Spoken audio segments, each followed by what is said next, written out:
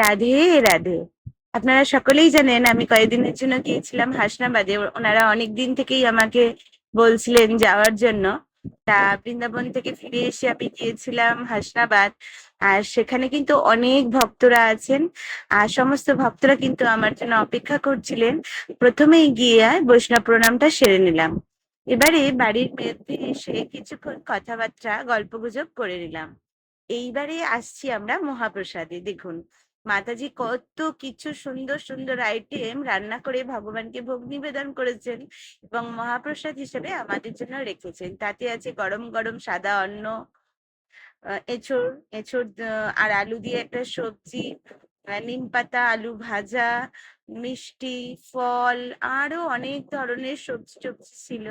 সকল ভক্তরা মিলে একসাথে প্রসাদ পাওয়ার কি যে আনন্দ, মানে ভাষায় প্রকাশ করতে পারবো না। এই যে মাতাজি সকলকে দিচ্ছে, আর সকল ভক্তকে জোর করে করে একদম প্রসাদ পাওয়াচ্ছে। মানে আমি যতটুকু রোগা হয়েছিলাম, এই ভক্তদের কাছে গিয়ে আমি তার ডবল আবার মোটা হয়ে গিয়েছি।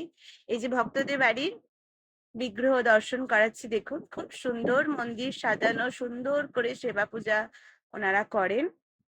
আর এই যে দেখাচ্ছি, এক এক করে প্রত্যেক ভক্তের বাড়িতে নিয়ে গিয়েছিলেন। প্রচুর ভক্ত, প্রচুর ভক্ত। এত ভালো লাগছিল যে ভাষায় প্রকাশ করতেই পারবো না। সন্ধ্যা হয়ে গেছিল, টিপ টিপ করে বৃষ্টিও পড়ছিল। এই যে দেখুন, সমস্ত ভক্তরা।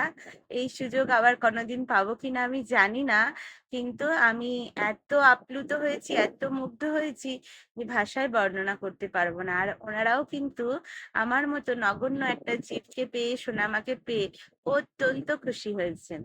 এই যে দেখুন, আমরা সকলে কিন্তু হরিনাম কীর্তন করছি, আর সাথে সাথে কিন্তু মহাপ্রসাদও ছিল। কি যে সুন্দর মুহূর্ত কাটিয়েছি হাসনাবাদে গিয়ে।